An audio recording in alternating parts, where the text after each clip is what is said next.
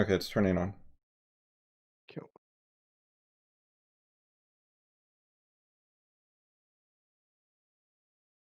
Okay, yep. I got it So now. you have this chain of verbs, and bothered is the one that people would call the main verb because it's the most topical. It's like the most interesting action. It gives us the most idea of what's going on. The other ones are very generic, right? Does that make So, sense? yeah, so I wasn't sure. I mean, I've put it as an adjective here. I wasn't sure whether I should treat it as an auxiliary verb or sorry, as a verb or an adjective. Um, Yeah, you can do it either way, but if you're not going to have bothered be the root, then I would have has be the root because it is the most grammatically primary verb, and bothered is the most topically primary. So I'd pick one of those, whereas Ben is okay. kind of in the middle. Yep. I had a little bit of uh, I guess as well, is there any sort of I ended up I was unsure about where to put ever as an adverb. Yeah, I initially had it on been, whether but then does ever modify the has or the been, it's hard to tell because it doesn't make a clear difference to the meaning either way, yep. right? Um, yep. Sorry. I'm just getting a call, but I'm also expecting mail. So if it's all right, I might just check that it's not that. Okay.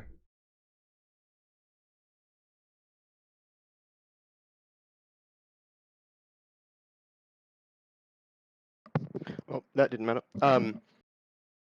Cool. Yeah, so that I had trouble with. But I figure that it was on has just because of just playing with the grammar and removing it. And what could be like there or not. Yeah, my general attitude to this kind of thing, I haven't considered this specific case carefully, so maybe there's a good answer, but English does not map perfectly to trees. It gives you enough Mm, information to figure out what the sentence means, if it's a good sentence. When two different trees have the same meaning, you're not always being given hints that give you a good way to differentiate between them, and it's not really important to, because the meaning comes out the same either way. So, yep. when nothing really depends on this kind of subtlety, I wouldn't worry about it too much. Okay, yep. But in terms of the root of the thing, I mean, bothered. I feel like is the better topical. That's what the sentence is about whether you're bothered or not. Yep. Bothered is the most topical one, and has is uh, fitting certain grammar principles. Yeah. Okay. So then has and been would both be auxiliary verbs. Yeah, you could do that. Yeah. Okay. Cool. Um. Yep. So besides that, well, I spent a bit of time on Oh, the and graph thing. nobody should be the subject of has. That's one of the reasons that has is more grammatically primary. Okay, yep. So that was I put nobody well, I mean I put it under bin because just because of the way like the idea of the primary verb should um yeah, it should be under the primary verb essentially. So that's incorrect because of the has being an aux verb, that mistake. Um Interested or question then, if we had bothered as the primary verb, um then has it been aux verb, nobody is still under has in that case or nobody under You could bothered? do it either way because you're like fudging things a little bit at that point, which I think is okay. It's an understandable way to organize the sentence. It's meaningful. It gives you a way of diagramming it where you can understand what's going on, but it doesn't give you a super clear rule for that. Because I think from a technical perspective, has is the root of the sentence and nobody is its subject. But so if you're going to treat has as like a modifier on bothered, which makes sense conceptually, then where you put nobody could kind of go either way. They would both make sense in that case for that perspective on it. Yeah, yep. Um, well, I'd yeah, it's probably sort of just put nobody as the subject of bothered, because if we're treating bothered as the root, because we want our root verb to have a subject, and nobody being bothered is kind of the point. yep, yep.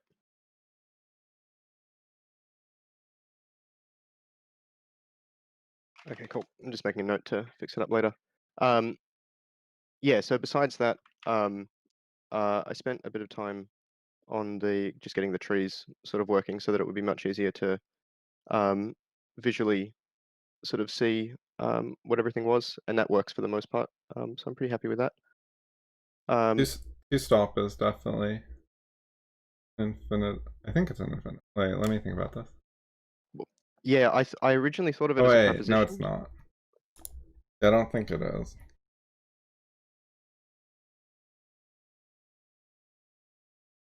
Because you can't just have like a noun phrase here. Um, the rain is the object of for, Yeah. so two stop needs to be a modifier. Um, okay. Yeah. Whereas if it was an infinitive, um,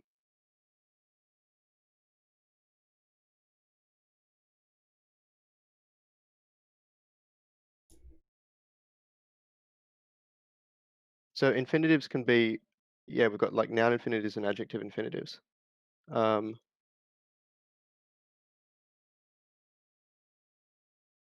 so Yeah, this I don't think it fits the infinitive very well. I think preposition works okay. if it's a if it's a preposition, then it didn't feel like stop filled a noun role. Oh, No, noun, Um, a cessation of movement or operation. All business came to a stop. I guess we could say the rain came to a stop. That sort of is a, I mean, well, of course it's a Yeah. similar meaning. I just, yeah, I didn't feel like I could put something like uh, a determinant there for stop. Um, so that was why I went with infinitive as opposed to having a good reason for infinitive itself. Yeah, that's true. You can't just put a or the.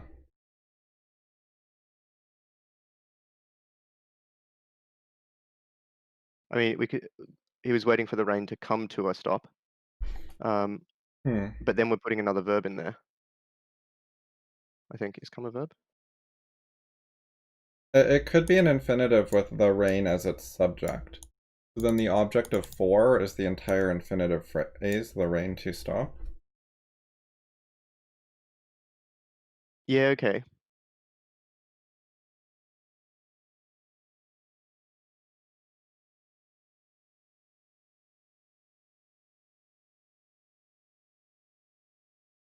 I mean, That would that's sort make of it work out grammatically. I think that makes more sense. As in the rain to stop is like it's a sort of a unit of an idea as well. It's a complete idea in itself. Yeah, okay. I think that's pretty elegant. Maybe that's what it is. So it is an infinitive, but it's further up, and then rain is the subject. Yeah, that solves the Or problem of how the pieces fit together. Whereas, like, if the rain is is the object of for, it's problematic how to make stop fit in. yeah. Yeah, I've just sort of like shoved infinitive in there just because it seems to, well, because I couldn't make a prepositional phrase work. So that makes more sense. Okay, what was the one Um, you're talking about with assuming? so I think in part three, um, there's under in the table of contents under and B's thing, the assuming you're an adult. Um, so Okay. this is there was a bit of discussion about this on the on FI, and then I've sort of listed a whole bunch of reasoning. There towards the end, I got stuck particularly around um, uh, how to make assuming part of it, sort of thing. And I yeah didn't actually search a dictionary for assuming, which would have been the Uh, sensible thing to do. so you weren't thinking about the Um, conjunction part? Was that the problem? yeah, in essence. So down the bottom of my little chain of reasoning there, I've got these two sort of like slash slash things, which is where I actually opened up the thread to have a look. Um, and then read as far as when you mentioned that assuming was a conjunction of being the root, and then I think everything fell out, and then it matches Anne's tree. though without necessarily the what do you call it? Um, type information, for lack of a better term.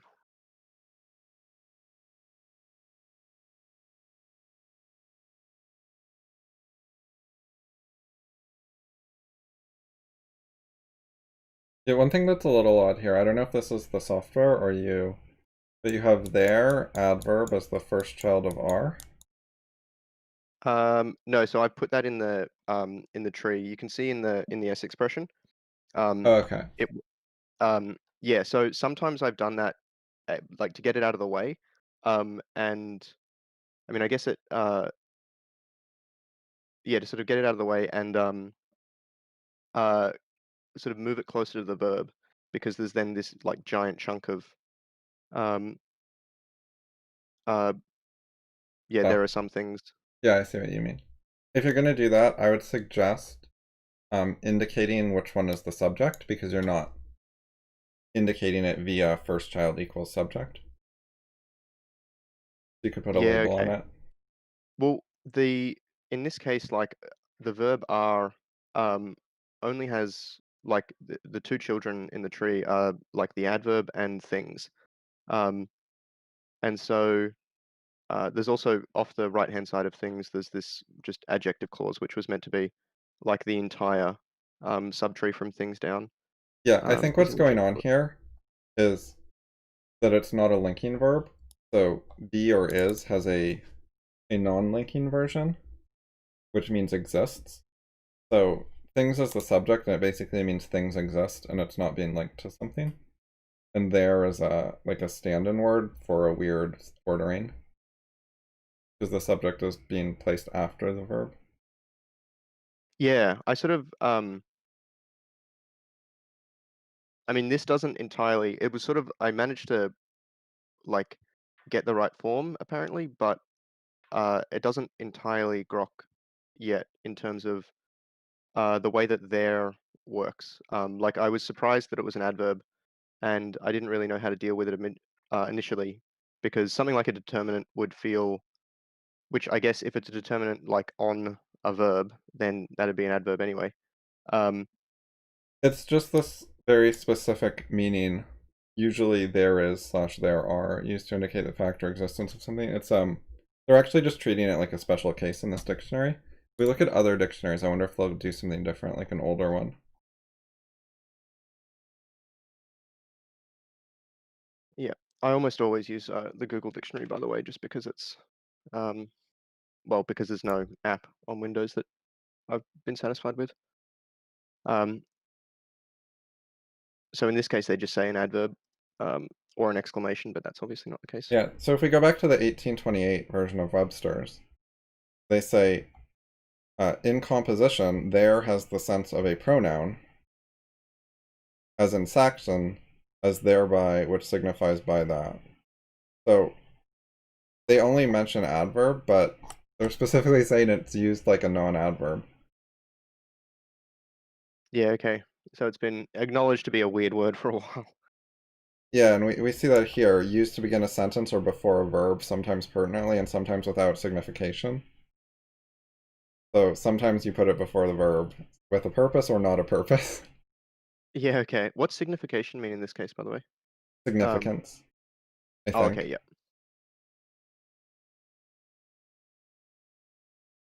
Yeah, okay.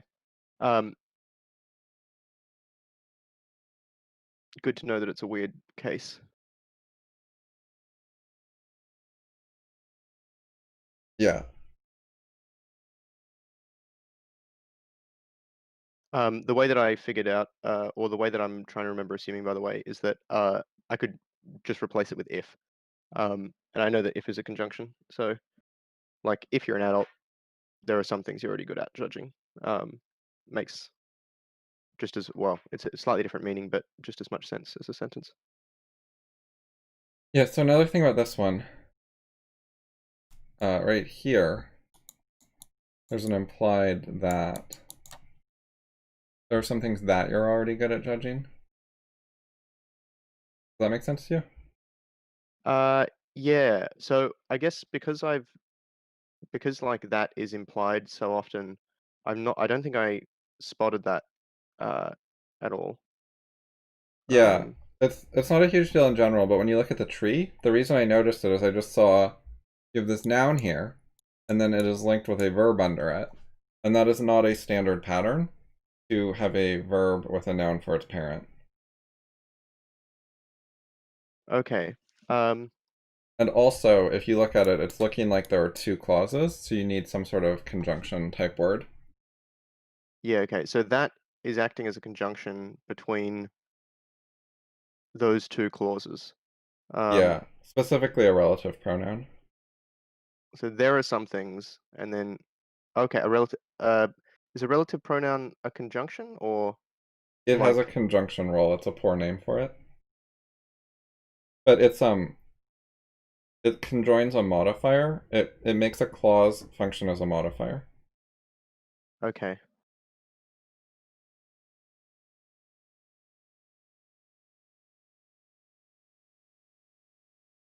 I think I've maybe noted that somewhere before, but I don't remember. So you can take the clause here.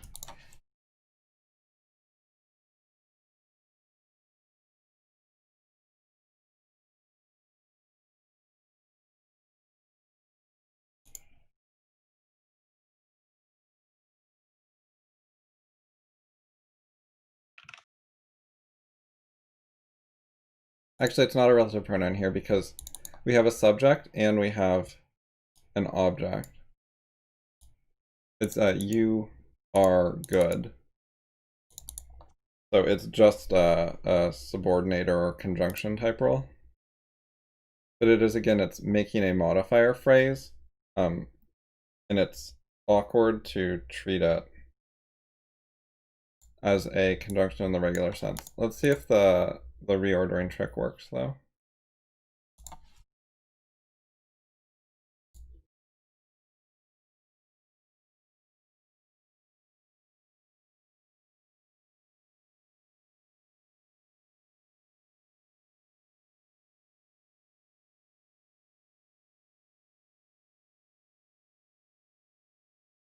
So what this means is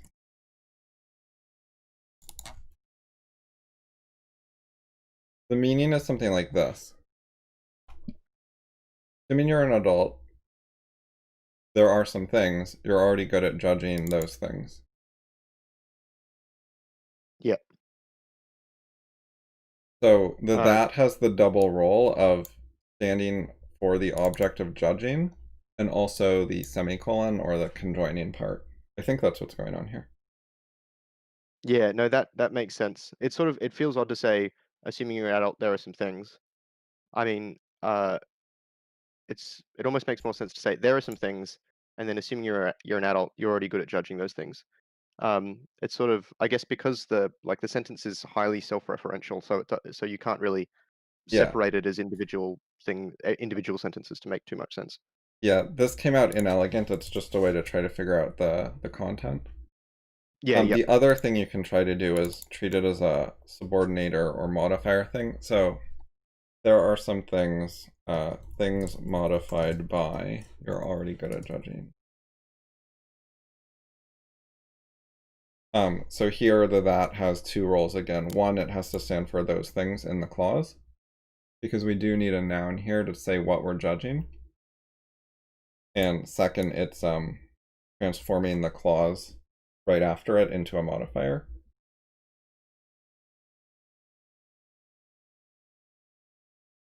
Yep. So both of these come out reasonably okay and got basically the same meaning.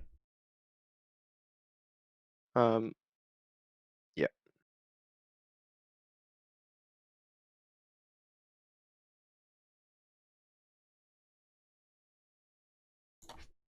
But anyway, yeah. So I was happy that I managed to get that. Yep. Yeah. I haven't done any of the exercises in part four. I spent a fair amount of time, I think, on that one, um, and I finished off the other exercises in part three that um, Okay. Any problems with them, were or you think they went okay? I don't think so. Or did I finish off? Or maybe I finished them off the other day. I can't remember. Anyway, but yeah, but I didn't think that I had much issue there. It was mostly with the those other ones that we've already talked about. So that's cool. Okay, so for part four, did you have any questions? Did anything not make sense? No, everything sort of makes sense, I think, so far. But I haven't. Yeah, I've sort of wanted to try and get the other stuff straight. And not go too fast because I've been sort of worried about not being able to, like, particularly the auxiliary verb stuff and some of the other mistakes that I was making more than once. I feel like I've got a better handle on things now, though. So, um, yeah, so that'll be the primary thing for today is getting part four done. Because Okay. obviously that's yeah, been some time. But yeah, um, should we keep going with the stuff we were doing the other day, or the Yeah, maybe. So I wanted to ask in general, which things you're finding the most useful or valuable, and like what you prefer to focus on. So I'm finding the breaking down like of the essay and the meaning there is I'm finding good, and I'm still finding that well, I mean, I haven't done any outside of our tutorials, but I'm finding that helpful, and particularly the like compared to Friday with the Zaz paragraph, Uh-huh. I feel like it's yeah been pretty obvious that I've been improving there. Um, Yeah, I think yeah, so also my writing tends to break down easier because I have good habits. yes, yeah. Well, it feels like you've put a lot of effort into like writing in this sort of style, particularly, and that's I remember I think talking to you about it a few years ago, um, or discussing it on FI, and that's something that's sort of I don't know. It's not the usual sort of way. It does break down a bit easier, but it's also sort of slower to read because it's much more dense because you put the effort in to keep it simple as opposed to the usual sort of flourishes that we see as such. Oh, yeah, yeah. Some people like half the words are empty words, so you can double your reading speed while having to parse the same amount of content. If you're That's the thing. Yeah, if you're sorry. focusing on words per minute, then you're going to go slower with denser content, but you're not actually getting content slower. Yes, yep. The information rate is sort of similar. Um, I would actually say that it's you can do it faster with this sort of stuff, even with the slower reading speed, because you don't have to think about what to throw out in Yeah. terms of when. Yeah. Um, one thing I have wanted to do, I'm not sure when the best time to do it is, but to try another Zaz paragraph, because it was, yeah, it was sort of like, I guess, a bit of a surprise. Um, Okay, we can give one a try. Three was the only one that I'd done previously and already had a tree of. I don't know how hard the other ones are. I remember I skimmed a bit and I thought three was like reasonably doable. it The is the other ones shortest. might be worse, but I'm not really sure. Um, two looks like it's the second shortest, maybe. Okay.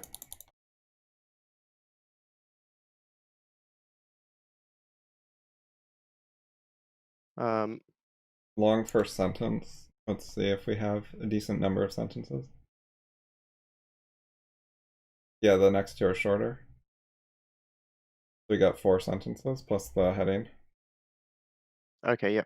And we can break, well, some of them will, I'm not sure if we'll break them down, Yeah.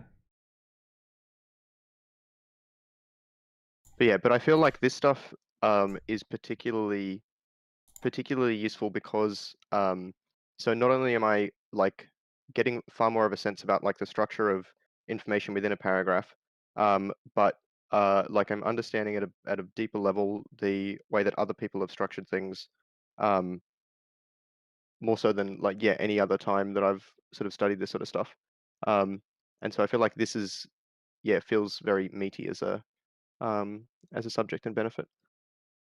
Okay, yeah. And if you have some text that you want to try analyzing, you could pick some, like the kinds of things you normally read or, something different. Yep.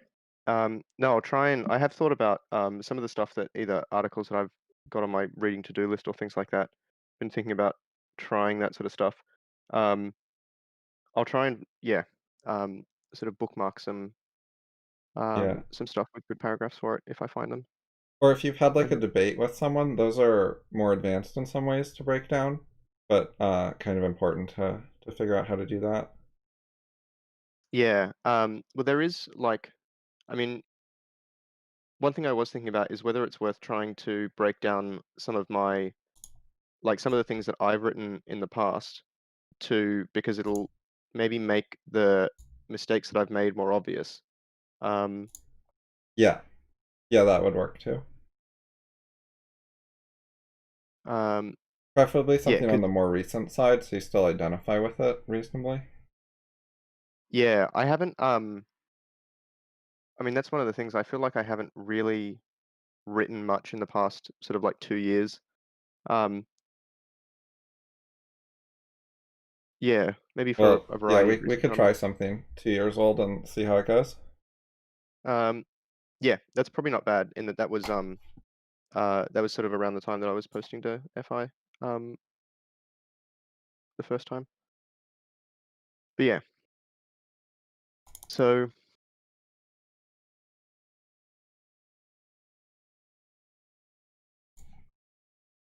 Okay, you can start on that. I'm gonna work on it off screen. But sounds good.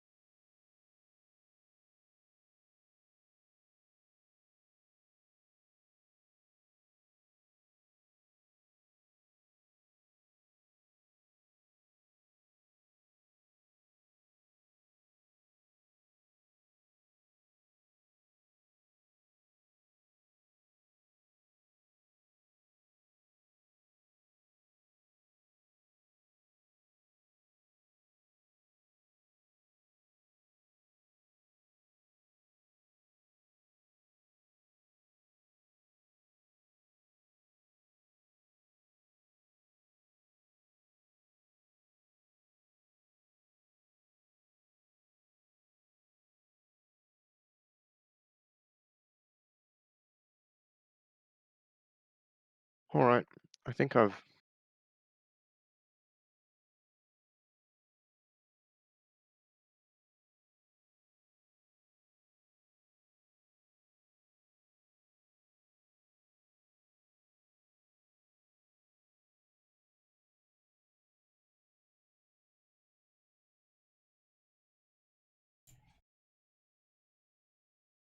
Okay, I just wrote down some relationships. So the main thing that I'm like unsure about here, or that so I had it sort of originally over here, and then I moved it under here. Um, the I mean, yeah. So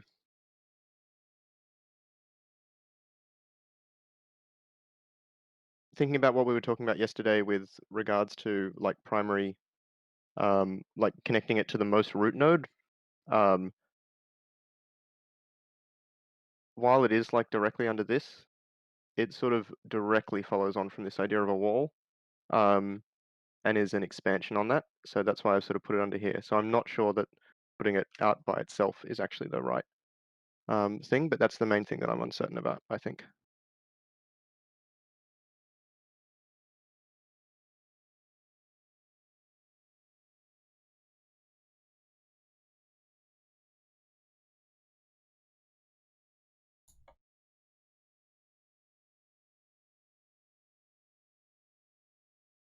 Okay, do my connections make sense to you? I'm working on making a Yeah. tree Okay. as well Um, with abbreviations.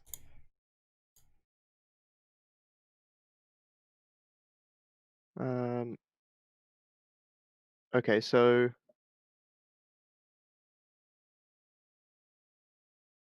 oh yeah. Sorry. Just above that is where you've identified the 1 through 6. Yep.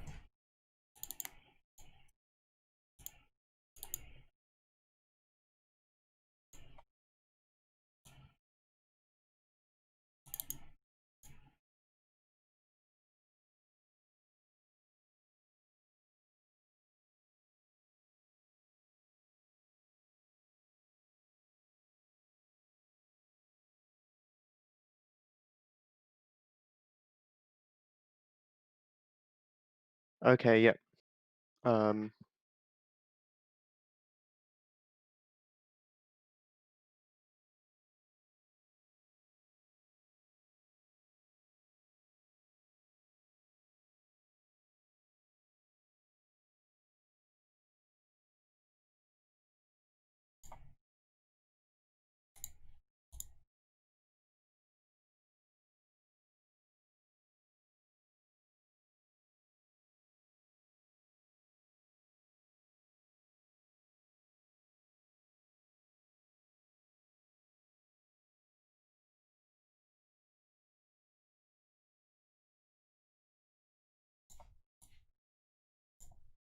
Okay, let's compare. all right. So, um, I can see, yeah, there's a few differences between our thing. Um, the one of the main things that I've just sort of realized is a problem here. We've got, like, I've put the state ought not to interfere with mental health practices between consenting adults, and then like we've got this with regard to the law, the school system, or other organizations similar to clergymen. That doesn't really follow from consenting adults. It might follow from like the idea of a wall, or from uh like the church and state over here, but it doesn't feel like it actually necessarily follows from this one. Right, yeah, I had those split up as both being elaborations on the wall thing. It was yeah, it was a bit of a general comment rather than specifically about the previous sentence. Yep. The main connection And with the then previous sentence is it says the state shouldn't do this, and then it says the rule should be this. So we have a negative and then we have a positive. It's giving two different sides to a picture. yep, so they're siblings, and that's the hint, is that they're the negative and the positive. Yeah, so they work together to form something.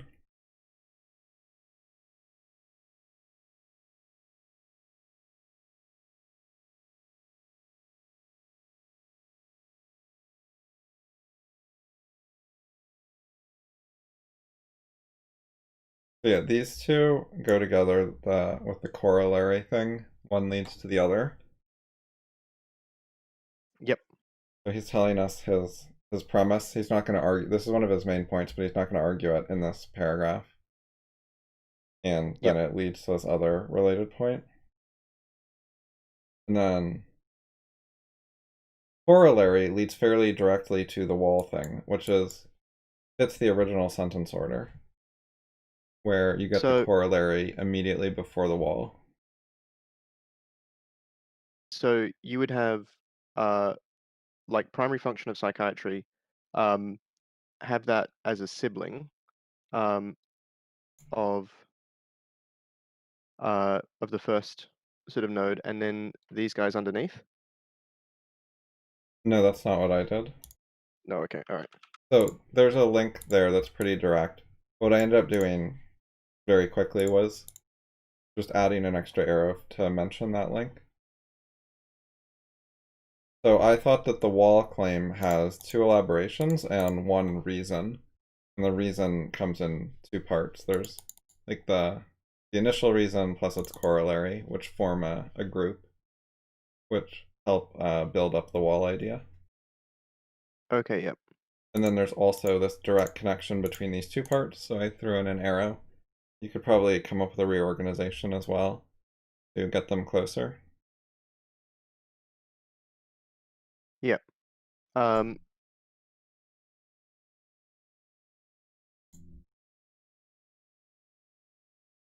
I thought the purpose of these two statements was to tell us why there should be a wall. yep. So that's why I wanted them to be children of the wall thing. So, um, yeah, so that makes sense. Like they're the main things, and then the rest of the paragraph is, yeah, I feel like is an elaboration and a sort of exploration of what that looks like, using church and state as a model. That if we apply the same sorts of things to psychiatry and state, then this is what, like, these are the consequences. That being, consenting adults don't interfere, and that uh, where clergymen are involved in the law, that's an example of how psychiatrists should be involved in the law. Um, so they're more like explorations as opposed to reasons. Well, they're not reasons at all. Um, The rough structure is he gives us the reasons first, then he mhm. gives us the claim that he just argued for, and then he elaborates on the claim. So you'd have claim as the root, so and then the elaborations. Yeah, I was thinking of it in a part whole way. So the claim is like the overall thing he's building up to, and these are the parts that help support it and build it up. Um, so sort of like this. I mean, you have these two on the right, um, which I don't necessarily Oh, right and left understand. doesn't mean anything. These could be on the left as well. Oh, okay, okay, cool. That makes more sense.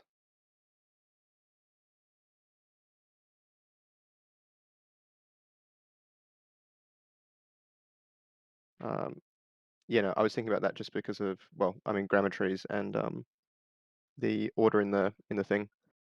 I guess it shouldn't matter what the order is, yeah. So, but particularly like the hence psychiatry and the state ought to be separated by a wall. Like that's the core of the paragraph. Um, Yeah, everything that's else what I is, came up with. That's his main point, his conclusion. It's his topic that everything is about. yeah.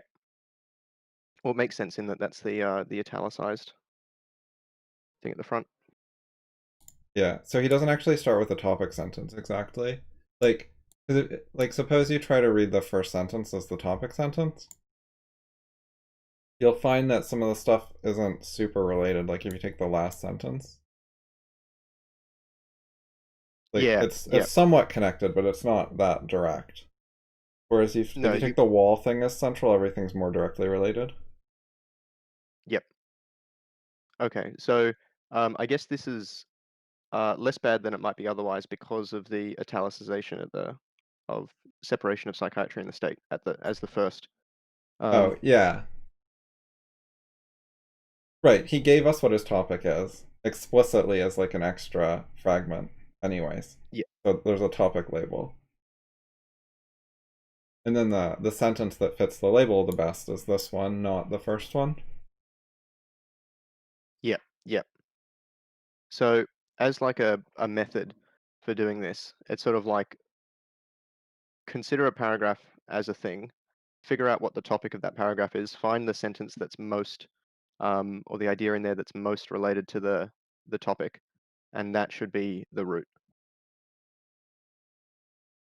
Yeah, I try to put the roots as the highest level thing that other things are building up in some way.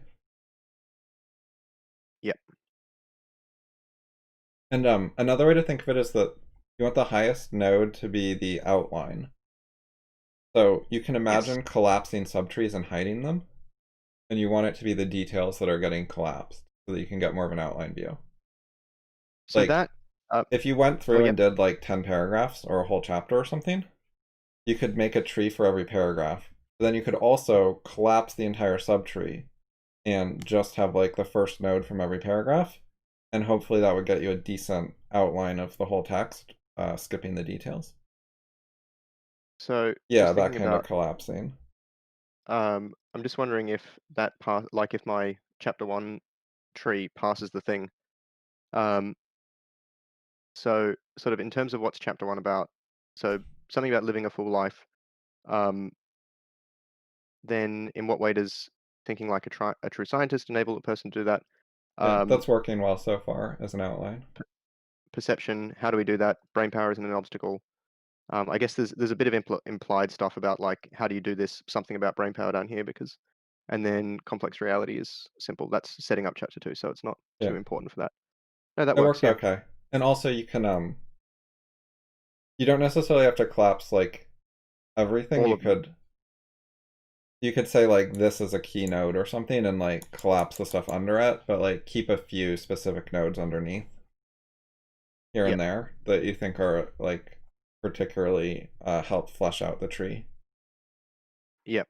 Well, I imagine that generally within any subtree, uh, while comparing like two like as in it might not be true for this subtree and this subtree, but within a subtree, the every all siblings should be on roughly the same thing. So we should theoretically be able to um yeah, collapse it there at those sort of levels. Within a well, I guess Yeah, the to next level, some collapsing at the next level of any reasonable subtree. approximation, that kind of thing should usually work, but it doesn't have to be perfect at all. No, yeah. Um Sometimes you end up you just want to elaborate on a particular part, so you split it into several nodes and they work together as a group. And then when you're looking at levels, it works better to treat that group as one level. yes, yep. That's one thing that so one another reason just thinking about what do you call it, the chapter two thing, was that I maybe got a bit hung up on the idea of how to represent chapter two as, or chapter two and three thing, but chapter two as a tree, because it felt like it'd have the potential to sort of like regress down through like this much deeper, or sort of like how do I? Yeah, so chapter two was organized kind of like an imperative program where it was telling you things that happened in a progression one by one, right? It was fairly linear Yeah, because it was sort a of like, report and it was going through it. and I didn't want that essentially. I didn't want a sort of structure like this, Yeah, because I so felt like one of the things you can do with that is you can reimagine it and you can just think to yourself, like, forget the order it's in. What is like the most important thing and then what are the subtopics of it? You can just reimagine it as a tree. You can also say this was actually pretty linear. I'm not going to worry about restructuring it. The original structure is okay. A tree just doesn't fit it that well. yeah, I think um, you'll find that that fiction doesn't make the best trees mm, in general, and like well, it seems like storytelling. yeah, the it seems like some of the chapters are definitely better than others, in that it's like some chapters have a far more obvious walking through. sort of like in a depth first manner through the various or through the tree. Like when Efrat is considering some of the things, she'll sort of start with one problem and explore various sort of elements of that, come to some resolution, and then come back up and go down the next branch. Yeah. Um, which is, although it's in a fictional story sort of dialogue way, but it's far more yeah, tree-like than a lot of the other stuff, or the more storytelling sort of recounting of the meeting with Big Brand. Yeah. But It yeah, reminds me, because I have an outline of Atlas Shrugged. So this is a long fiction story, but we have a very condensed version, so we can like skim it a lot better. I think I've got the audiobook and it's 62 hours or something. It's if not more. It's yeah, Yeah, impressively long. it's like 550,000 words, I think. Oh wow.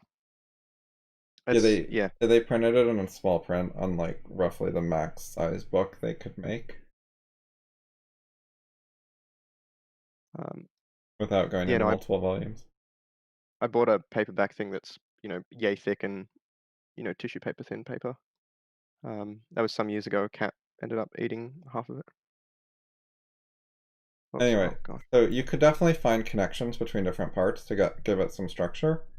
There's also a lot of linearity, like a lot of it's chronological. One of the ways you could make a tree from this is you could split it up by character or by plot line or something like that. And so Hmm. then the branches would be like Dagny's story, Hank's story. That makes more sense. I mean, particularly with any sort of dramatic sort of techniques. Thinking about like I can't remember what it's called, but it's been around for thousands of years. The where you jump, like you start in action, you finish a scene, or you like end the scene on a cliffhanger, and then you go back to the like beginning of the plot, that sort of thing. Obviously, it doesn't make like directly translating that uh the script into a tree doesn't make nearly as much sense as reprocessing it. There's no point keeping dramatic tension in the tree. Yeah, so there's some ways you could make a useful tree, like splitting up. You could split up by theme, by sections of the book, like the Rio Norte line section or John Galt line Yeah, section or something, or like the chase for Galt, or yeah, or by character, like James Taggart section. But uh, it's linear in a fair amount of ways. So it's also fine just to not make a tree out of it, I think. yeah, yep. Well, it feels like a tree is particularly more useful when you're trying to analyze it from some particular point of view, as in, like if you were looking at, all of the contradiction-related things in Atlas Shrugged, and it's far more obvious that you're not restricted by the order that things are presented in the book then. Yeah. But yeah, Yeah, so it's okay. part of your job to think about the content and also what you're trying to do with the content, what your goal is, and then think about which tools are actually going to be useful. Yep. Um, so I think just considering time, before tomorrow, so I've probably done a bit too much um, like reading and rereading of the choice. So I need to summarize some chapters. So I'll go back and from sort of chapter 3 onwards, summarize the next few, reread those, summarize those, focus on the chapter 4 or the part 4 exercises that I haven't gotten to yet. That's probably the right amount of things before tomorrow.